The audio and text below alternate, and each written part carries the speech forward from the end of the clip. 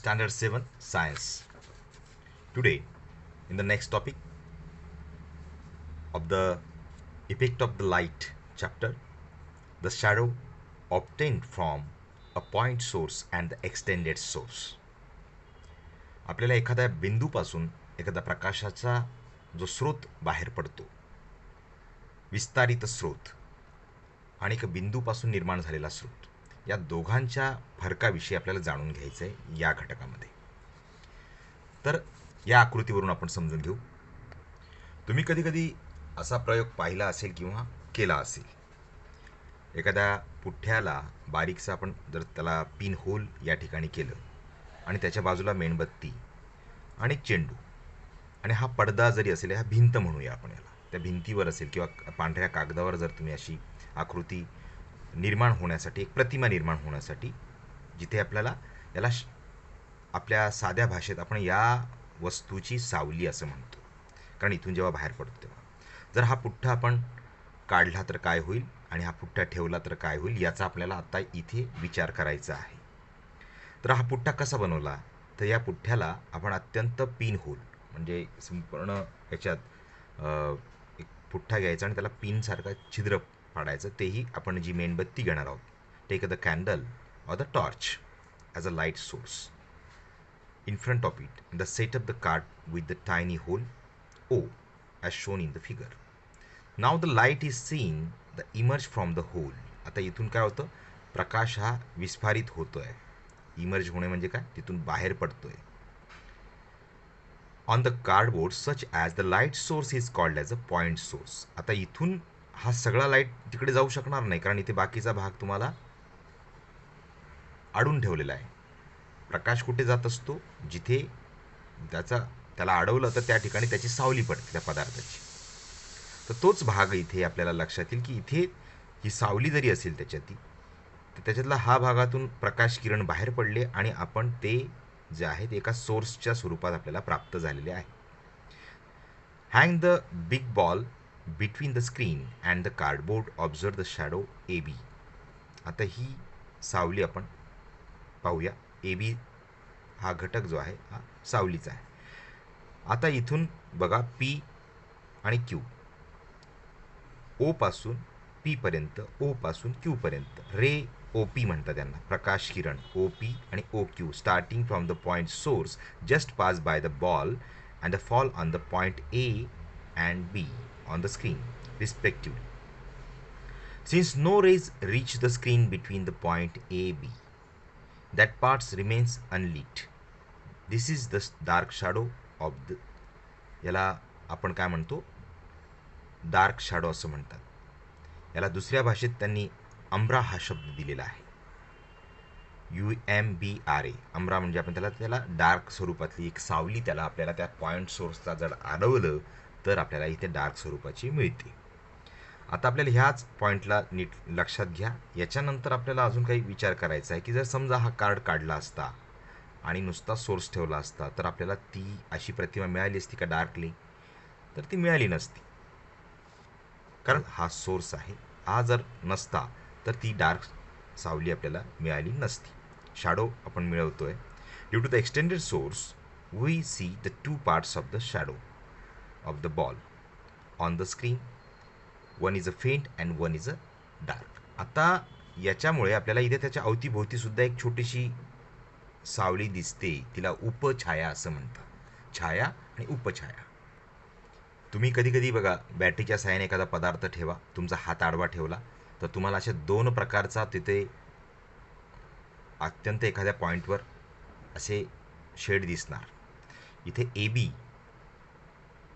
B C हा एक भाग दिसणार आणि ए डी हा एक भाग दिसणार. तर याला ही डार्क आपल्याला मिळाली, अम्ब्रा म्हणतो आपण, याला पेनम्ब्रा म्हणतात. पेनम्ब्रा म्हणजे उपछाया. लिहून घ्या. Dark part A D is called as a umbra and another is a penumbra. Due to the extended source we see the two parts of the shadow of the ball on the screen. One is a faint and one is a dark. एक थोडा dark झाला आणि एक faint आहे. The faint part B C is called as a penumbra. जो faint आहे हा जो पार्ट आहे तो या पद्धतीने आपल्याला मिळत असतो. तुम्ही हा एक डार्क भाग झाला आणि ही उपछाया झाली कोणत्याही पदार्थाचा. तुमचा हात असेल, काही वस्तू असेल, तर त्याला अवतीभोवती पण एक तुम्हाला छोटीशी सावली दिसते. तुम्ही निरीक्षण करा. हा प्रयोग तुम्ही घरी पण करू शकतात. फक्त अंधार त्याला असला पाहिजे आणि मग त्यामध्ये तुम्ही हा प्रयोग सहज पाहू शकतात. एक छाया आणि उपछाया या दोन्ही सोबतच असतात. ती वेगळी राहील आणि ही वेगळी राहील असं नाही. आता यामध्ये एक फरक आपल्याला करता येईल. हा मोठा चेंडू घेतलेला आहे पी क्यू. पी आणि क्यू हा इथून त्याचा सोर्स आहे. सोर्स कसा आहे, कारण इथे बघा आपण आधीच्या आकृतीमध्ये सोर्स अत्यंत पिन होल ठेवला होता. आता इथे आकार वाढलेला आहे. याकडे लक्ष असू द्या, कारण सोर्स तोच नाही ठेवला आपण. थोडासा आकार मोठा केला तर आपल्याला इथे छाया उपछाया हा प्रकार मिळाला. आता याच्यामध्ये लक्षात घ्या, the ball is bigger than the extended source. त्याच्यापेक्षा तो मोठा आहे. हा जो एक्सटेंडेड सोर्सपेक्षा पदार्थ हा मोठा असल्यामुळे आपल्याला ती keeping the distance between the extended source and the ball constant move the screen further and further away observe the shadow. आता ही जशी आपण ती दूर नेत जाऊ तसं बघा तुम्हाला यांच्या आकारामध्ये पण बदल होत जाईल. हा स्थिर ठेवायचा किंवा आपण हा सोर्स हलवायचा किंवा पदार्थ मागे पुढे करायचा है ना, तर तुम्हाला किंवा हा पडदा आपण मागे पुढे केला तर तुम्हाला त्याचा अंतरावरून आपल्याला लक्षात येईल की त्या शॅडोमध्ये सुद्धा as the screen moves further the umbra and the penumbra in the shadow of the ball are seen to become the bigger and bigger. मग ती हळूहळू मोठी मोठी मोठी मोठी होताना आपल्याला दिसून येते. आता आपल्याला हा सोर्सपेक्षा हे लहान घेतलं P Q. Now replace the big ball with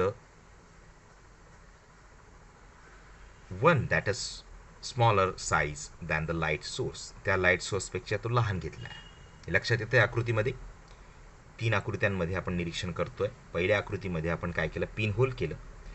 source हा हळूहळू वाढवत नेलेला आहे. त्याच्यामध्ये पदार्थ जो आहे तो छोटा छोटा होताना दिसतो आणि आधीच्या सोर्समध्ये लहान होता. Replace the big ball with one that is smaller in size than the light source. Observe the shadow on the screen. We see the umbra and penumbra of the ball on it. आता तुम्हाला अत्यंत बारीकसा तुम्हाला दिसला आहे. AD हा source जो आहे हा पूर्वीच्या आकृत्यांमध्ये हा मोठा होता, आता तो लहान झालेला आहे आणि त्याची उपछाया जी आहे BC ही मोठी झालेली आहे.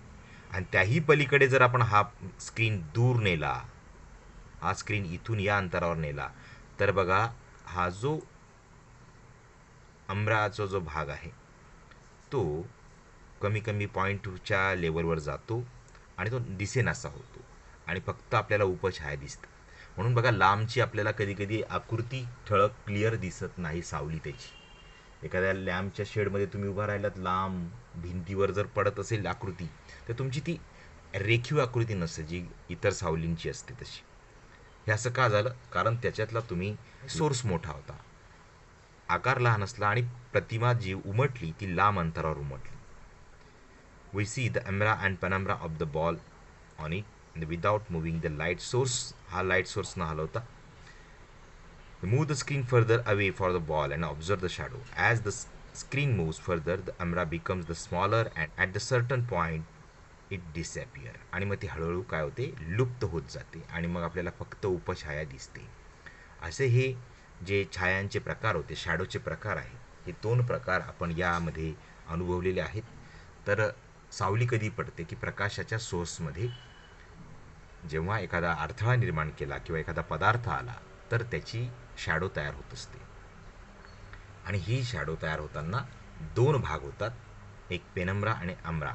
हा जो भाग होता तो आपण आता पाहिला की पॉईंट सोर्समधून कसा होतो, एक्सटेंडेड सोर्समधून कसा होतो. पॉईंट सोर्स म्हणजे काय, जो आपण आधीचा भाग पाहिला तो हा पॉईंट सोर्स झाला. या सोर्समध्ये थोडासा पदार्थ मोठा होता, सोर्स थोडासा वाढवला आपण आणि त्याच्यामुळे आपल्याला मिळू शकली आकृती. त्याच्यात 2 ठळकपणे आपल्याला दिसून येतात, कारण इथे जो आहे तो तिथे फरक आहे. बॉलचा आकार जो पदार्थाचा मोठा आहे सोर्सच्या पेक्षा आणि इथे आपण सोर्सच्या पेक्षा लहान आकार घेतला आणि त्यामुळे आपल्याला हळूहळू जो होता तो एका सर्टन लेवलला तो पॉईंट डिसअपिअर होतो. दूर स्क्रीन नेल्यानंतर तर आपल्याला तो मिळत नाही. तर ह्या शॅडोचे जे प्रकार आहेत, शॅडो कशी ऑब्टेन होते आपल्याला मिळत असते ते आपण आता इथे पाहिलेलं आहे. सगळ्यांनी याच्या आकृत्या काढून घ्या, याची माहिती लिहून घ्या. धन्यवाद.